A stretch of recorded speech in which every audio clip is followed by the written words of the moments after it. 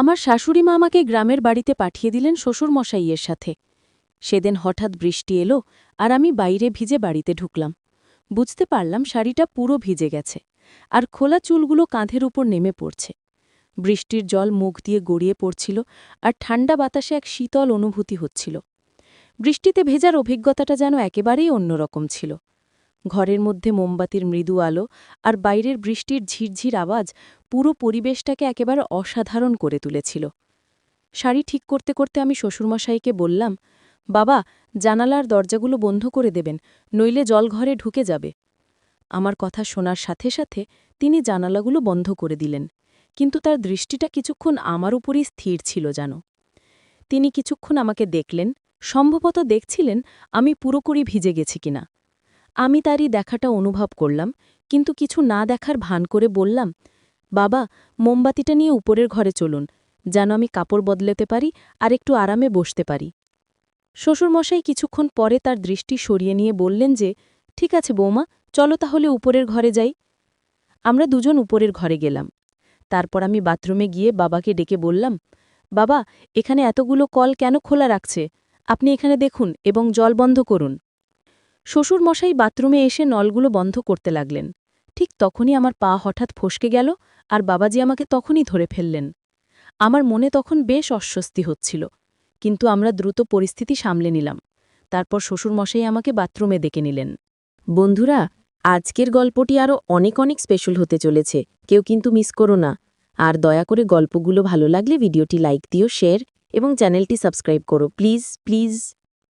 তো এমন সময় আমার শাশুড়িমার ফোন এলো। আমি আগে থেকেই বুঝতে পারছিলাম যে কিছু একটা গুরুত্বপূর্ণ কথা হবে, কারণ তিনি সাধারণত তেমন কোনো কারণ ছাড়া এত তাড়াতাড়ি আমাকে ফোন করেন না। আমি তখন অফিসে ছিলাম। আমি ফোনটা তুলে নিলাম এবং তার কণ্ঠে হালকা উত্তেজনা লক্ষ্য করলাম।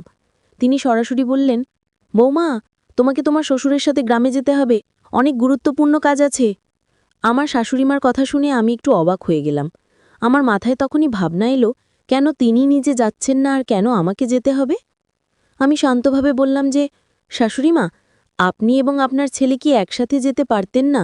আমার অফিসের কাজ রয়েছে। শাশুড়িমা একটু গম্ভীর হয়ে বললেন, বৌমা, তুমি তো জানো আমি যখনই বাইরে যাই আমার শরীরটা ভালো থাকে না, আর তোমার স্বামী সবসময় নিজের কাজে ব্যস্তই থাকে, বা তার বন্ধুদের সাথে মিলে মদ খেয়ে সময় কাটায় সে।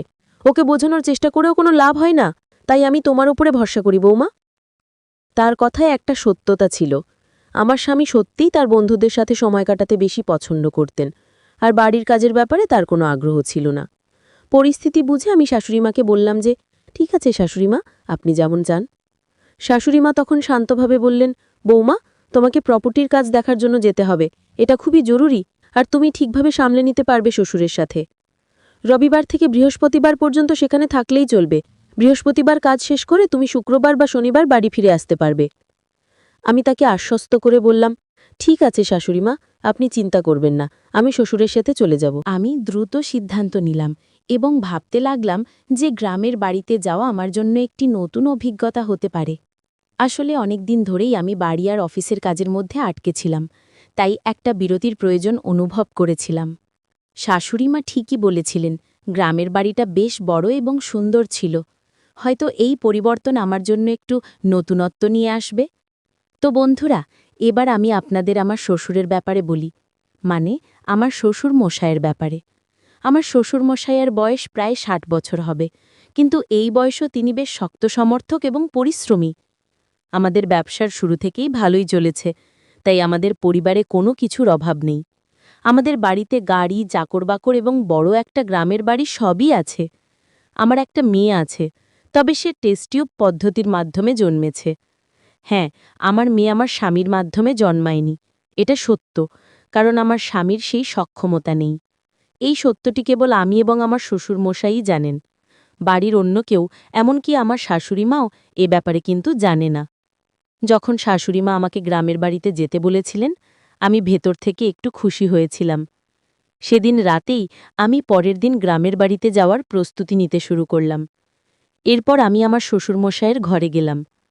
আমাদের বাড়িতে সবসময় একটি নিয়ম ছিল যে মহিলারা বাড়ির ভেতর মাথার শাড়ির আঁচল রাখবে। আমাদের বাড়ির নিয়ম ছিল যে কোনো পুরুষের সামনে মাথার আঁচল ছাড়া থাকা ঠিক নয়। হ্যাঁ, আমি নিজেকে এক সংস্কারী বৌমা হিসেবে গর্ব করি। আমি তখন আমার শ্বশুরমশায়ের ঘরে প্রবেশ করলাম, কিন্তু দেখলাম তিনি তখন বই পড়তেই ছিলেন। আমি বললাম, শ্বশুরমশাই, বইটা বেশিক্ষণ পড়বেন না, কাল আমাদের খুব সকালে গ্রামের বাড়ি রওনা দিতে হবে। আপনি তো নিজেই আমাকে এটা বলেছিলেন। আমি শ্বশুরমশাইয়ের ব্যাগেও কিছু প্রয়োজনীয় জিনিস রেখেছিলাম, তবে তখন লক্ষ্য করলাম তার মনোযোগ অন্য কোথাও ছিল। তিনি বইয়ের দিকে না তাকিয়ে অন্যদিকে দেখছিলেন।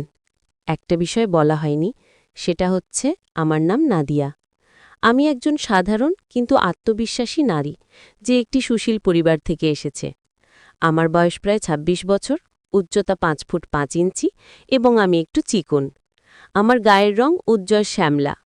আমি যখন শাড়ি পরি সেটা অনেকটা মডেল বিপাশা বসুর মতো স্টাইলে পরি, আর প্রায় লোকের দৃষ্টি আমার দিকে আটকে যায়। আমি এসব বলি যাতে আপনি আমার কল্পনা করতে পারেন এবং আমার গল্প পড়ার সময় আমার চেহারা আপনার মনে স্পষ্টভাবে ফুটে ওঠে। আমি একজন সাধারণ মেয়ে, যে পরিবার ও সমাজের নিয়মের মধ্যে জীবনযাপন করছি, কিন্তু এবার গল্পে কিছু একটা আলাদা ঘটছে। এমন কিছু যা আমার জীবনে এক নতুন মোড় নিয়ে এসেছে, যা আমি কখনো স্বপ্নেও ভাবতে পারি নাই। আমরা দুপুরের পর একটু দেরিতে রওনা হলাম। আমরা গাড়িতে যাচ্ছিলাম, আর আমার শ্বশুরমশাই গাড়ি চালাচ্ছিলেন। ট্রাফিকের কারণে আমরা সন্ধে ৮টার দিকে গ্রামে পৌঁছালাম। সেখানে আমাদের একটি ছোট সুন্দর বাড়ি আছে, যা একটি ছোট পাহাড়ের উপরে অবস্থিত। যদিও পাহাড়ে অবস্থিত, গাড়ি সহজেই সেখানে যেতে পারে। বাড়িটি আকতলা, চারপাশে সুন্দর পাহাড় আর ঠান্ডা বাতাস বইছিল। আমাদের কিছু আত্মীয় সেখানে ছিল, তাই তারা আমাদের রাতের খাবারের জন্য আমন্ত্রণ জানিয়েছিল। সেখানে আমাদের বাড়ির দেখাশোনা করার জন্য সুনীল নামের একজন কর্মচারীও ছিল, কিন্তু তার বাড়ির কোনো একজনের শরীর খারাপ হওয়ায় সে পরদিন সকালে বাড়ি ফিরতে চাইছিল, আর শ্বশুরমশাই তাকে গ্রামের বাড়িতে যাওয়ার অনুমতি দিয়েছিলেন। বাইরে তখন বৃষ্টি হচ্ছিল, আর আমরা আত্মীয়ের বাড়িতে রাতের খাবার খেতে গেলাম। আমরা খাওয়া দাওয়া সব আয়োজন সেখানেই করেছিলাম। কিছুক্ষণের মধ্যেই আমার বড় শাশুড়িমা এলেন এবং আমাদের মধ্যে কিছু পারিবারিক আলোচনা হলো, যা সাধারণত পরিবারে হয়ে থাকে।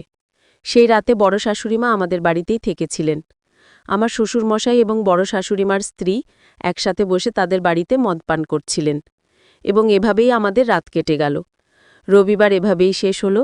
পরের দিন সোমবার শ্বশুরমশাই তার কাজে বেরিয়ে গেলেন, আর আমি বড় শাশুড়ি মায়ের সাথে ছিলাম।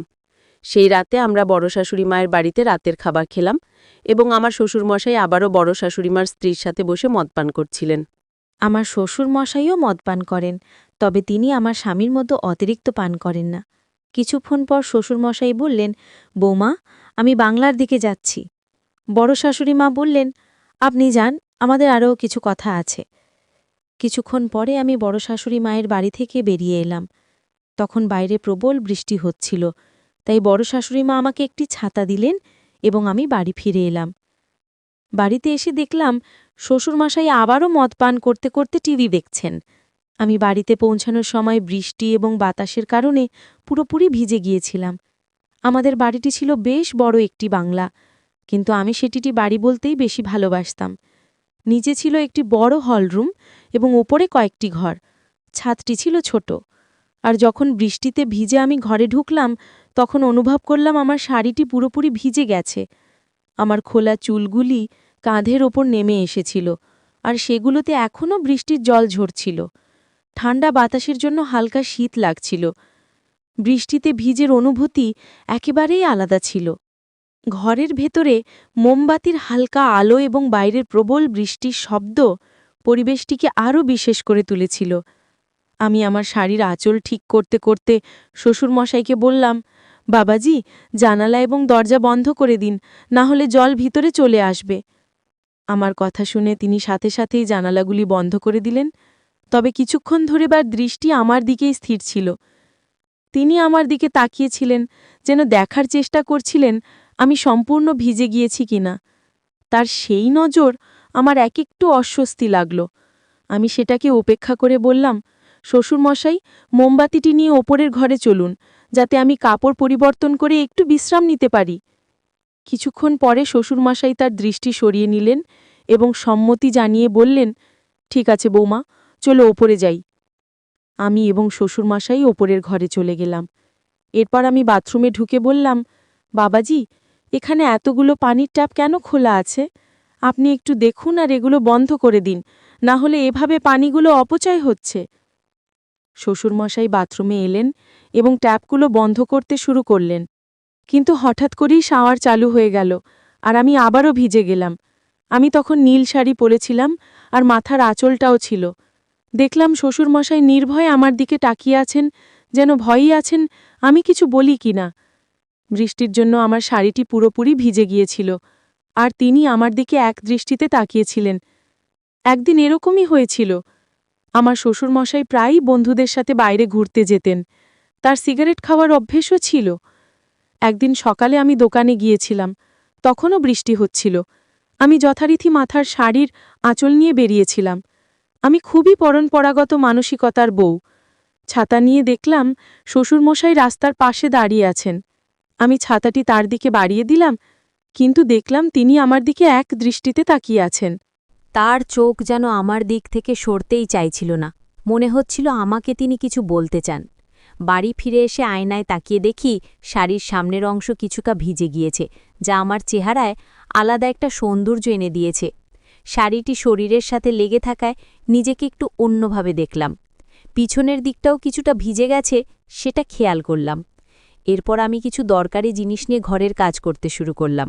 আমি কাজ করতে করতে ভাবছিলাম, এটা বেশ মজার বিষয় যে এমন একটা পরিস্থিতিতে নিজেকে খুঁজে পাচ্ছি। তাই ইচ্ছে করে শ্বশুরমশায়ের সামনে দিয়া আসা যাওয়া করছিলাম। ঝাড়ু দেওয়ার সময় নিচু হয়ে কাজ করতে হতো, আর আমি আমার উপস্থিতি তার নজরে আনতে চেষ্টা করতাম। শ্বশুরমশাইও মাঝে মাঝে তাকিয়ে দেখতেন, আর কিছুটা হাসি মুখে তার অভিব্যক্তি লক্ষ্য করতাম। আবার কিছুক্ষণ পর শ্বশুরমশাই ঘরে ফিরে এলেন। তখন আমি পুরোপুরি ভিজে গিয়েছিলাম, তাই শাড়ি বদলাতে হলো। শ্বশুরমশাই বসেছিলেন যেখানে একটি আলমারি ছিল।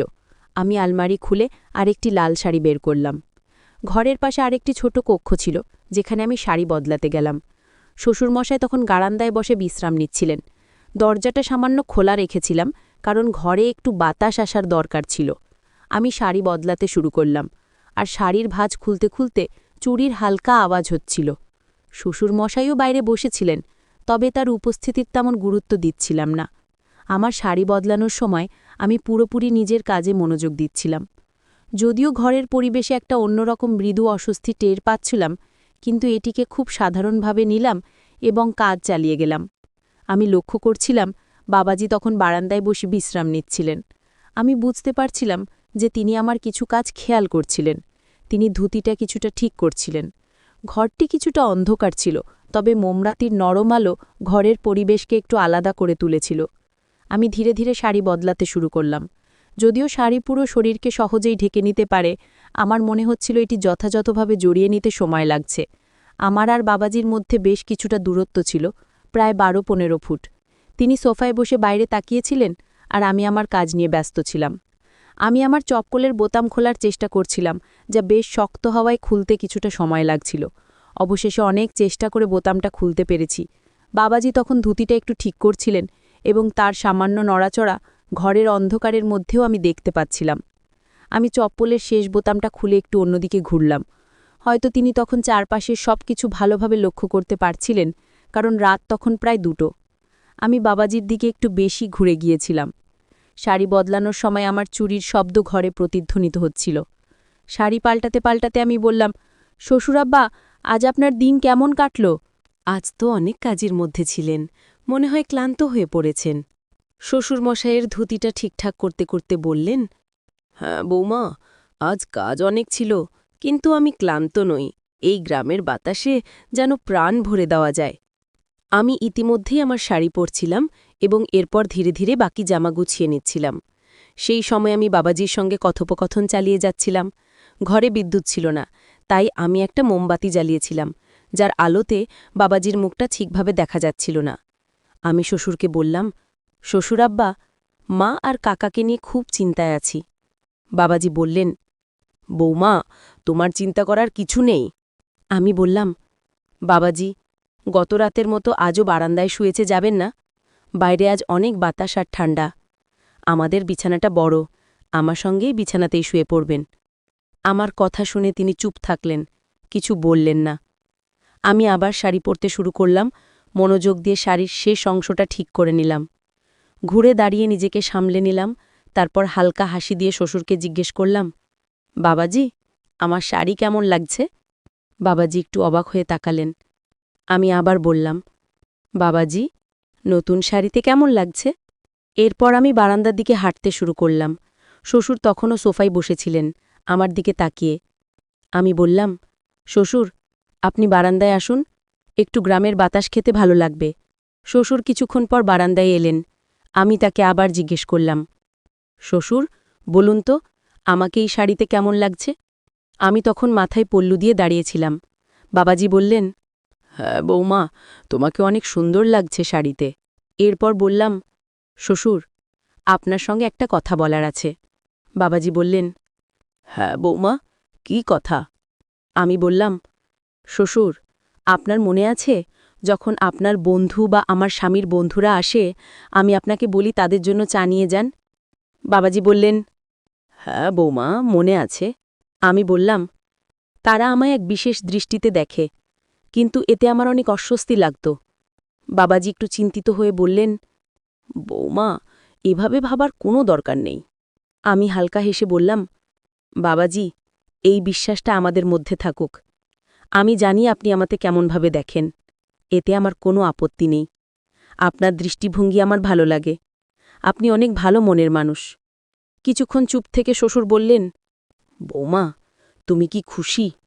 আমি হেসে বললাম, শ্বশুর, এবার আসল কথায় আসি। শ্বশুর বললেন, হ্যাঁ বৌমা, কি কথা? সংকোচ করো না, বলো। আমি বললাম, শ্বশুর, আপনি কি মনে করেন আমি সত্যিই খুশি? হ্যাঁ, আমরা ধনী, আমাদের সবকিছু আছে, গাড়ি, বাড়ি, টাকা। কিন্তু এরপরেও কি আমি খুশি? বাবাজি বললেন, বৌমা, তোমাকে খুশি দেখতেই আমার ভালো লাগে, কিন্তু তুমি খুশি নও, কেন বলো? আমি একটু চুপ থেকে বললাম, শ্বশুর, আপনার ছেলে। শ্বশুর প্রশ্ন করলেন, আমার ছেলের কি সমস্যা আছে বলো। আমি গভীর শ্বাস নিয়ে বললাম, বাবাজি, আপনি কি মনে করেন শুধু অর্থ আর সম্পত্তি থাকলেই সুখ পাওয়া যায়? আসল সুখ তো দাম্পত্য জীবনের। শ্বশুর আব্বা কিছুক্ষণ চুপ করে থেকে বললেন, বৌমা, তোমার যা বলার আছে খোলাখুলি বলো, সংকোচ করো না। আমি একটু দ্বিধা করে বললাম, আপনার ছেলে এখন আর আগের মতো আমার সঙ্গে সম্পর্ক রাখছে না। আমাদের মধ্যে যে যোগাযোগ ছিল সেটা আর নেই। বাবাজি স্থিরভাবে শুনলেন। আমি বললাম, আমি জানি বাবাজি, আপনার জীবনেও হয়তো অনেক চাপ আছে। আপনার নিজের জীবনের দায়িত্বগুলোও কম নয়। বাবাজি তখনও শান্তভাবে শুনছিলেন। আমি বললাম, আপনাকে সবসময় খুব শান্ত দেখি, কিন্তু আমি বুঝতে পারি আপনারও হয়তো কিছু অনুভূতি আছে যা আপনি প্রকাশ করেন না। বাবাজি আমাকে দেখিয়ে একটু নার্ভাস হয়ে পড়লেন। তারপর হঠাৎই গম্ভীর হয়ে বললেন, বৌমা, তুমি কেমন কথা বলছো? আমি কখনো এমন কিছু ভাবিনি, আর না তোমাকে সেই চোখে দেখেছি। তুমি তো আমাদের পরিবারের মান সম্মান, আর আমি সবসময় তোমার প্রতি সম্মান এবং শ্রদ্ধার দৃষ্টিতে তাকিয়েছি। আমি একটু ঘাবড়ে গেলাম, কিন্তু আমার কথা চালিয়ে গেলাম। বাবাজি, আমি এসব কথা বলছি কারণ মাঝে মাঝে মনে হয় আমরা আমাদের সম্পর্কগুলো নিয়ে খোলাখুলি কথা বলতে পারি না। আপনি আমাকে খুব সম্মান করেন, কিন্তু আমি কয়েকবার আপনার চোখে কিছু আলাদা দেখেছি। বাবাজি কিছুটা অস্বস্তিতে পড়ে গেলেন, কিন্তু আবারও গম্ভীরভাবে উত্তর দিলেন, তোমার ধারণা ভুল বৌমা। পরিবারের সম্পর্কগুলো খুব পবিত্র, এবং আমাদের সবসময় সেগুলোর সম্মান করা উচিত। তোমার এমন কিছু ভাবার প্রয়োজন নেই। যদি তোমার কখনো এমন অনুভূতি হয়ে থাকে, আমি তার জন্য ক্ষমা চাই, কিন্তু আমার উদ্দেশ্য কখনোই এমন ছিল না। বাবাজি কোমল স্বরে বললেন, বৌমা, এই বাড়িতে তুমি আমাদের মেয়ের মতো। হ্যাঁ, আমি চাই তুমি সবসময় খুশি থাকো এবং এমন কোনো ভাবনা মনে না রাখো যা আমাদের সম্পর্ককে দুর্বল করে। সেই মুহূর্তে আমার মনে হল আমি অযথা বাবাজি আর আমার সম্পর্ক নিয়ে ভুল ধারণা পুষে রেখেছিলাম। আমি নিজেকে প্রতিজ্ঞা করলাম ভবিষ্যতে আমি কখনো এমন কিছু ভাবব না এবং সবসময় পরিবারের সম্পর্কগুলোকে সম্মান দেব। সম্পর্কগুলোর মধ্যে সততা ও খোলামেলা কথোপকথন অত্যন্ত গুরুত্বপূর্ণ। যখন আমরা আমাদের ভাবনা ও অনুভূতিগুলো নিঃসংকোচে ভাগ করি, তখনই সম্পর্কের ভিত্তি মজবুত হয়। যে কোনো সম্পর্কের শক্তি নির্ভর করে আমরা একে অপরের প্রতি কতটা সৎ এবং আন্তরিক। কখনো কখনো আমরা আমাদের ভাবনা ও অনুভূতিগুলো লুকিয়ে রাখি, যা ভুল বোঝাবুঝি সৃষ্টি করতে পারে। যখন আমরা কারোর প্রতি আগে থেকে কোনো ধারণা বা মত তৈরি করি, তখন বাস্তবতা থেকে দূরে সরে যাই। এই বিভ্রান্তি আমাদের সম্পর্কগুলোতে অপ্রয়োজনীয় চাপ তৈরি করে। যদি আমরা আমাদের মনের কথা খুলে না বলি, তাহলে অপর ব্যক্তি আমাদের সম্পর্ককে সঠিক ধারণা পাবে না এবং ভুল সিদ্ধান্তেও পৌঁছতে পারে। তাই একে অপরের সাথে খোলাখুলি কথা বলা অত্যন্ত গুরুত্বপূর্ণ। এতে শুধু আমাদের অনুভূতিগুলো পরিষ্কার হয় না, পাশাপাশি অন্যজন আমাদের অবস্থান ও চিন্তাভাবনা সম্পর্কে সঠিক ধারণা পায়। সৎ কথোপকথনের মাধ্যমে সম্পর্কের বিশ্বাস ও বোঝাপড়া বাড়ে, যা আমাদের একে অপরের আরও কাছাকাছি নিয়ে আসে। সম্পর্কগুলো সফল করার জন্য কথোপকথনকে সর্বোচ্চ গুরুত্ব দেওয়া উচিত। তো বন্ধুরা, এটাই ছিল আমাদের আজকের ছোট একটি গল্প। গল্পটা কেমন লাগলো জানাতে কিন্তু ভুলবেন না। আরও মজার মজার রোম্যান্টিক গল্প শুনতে চাইলে ভিডিওটি লাইক, শেয়ার এবং এই চ্যানেলটি সাবস্ক্রাইব করবেন। ধন্যবাদ।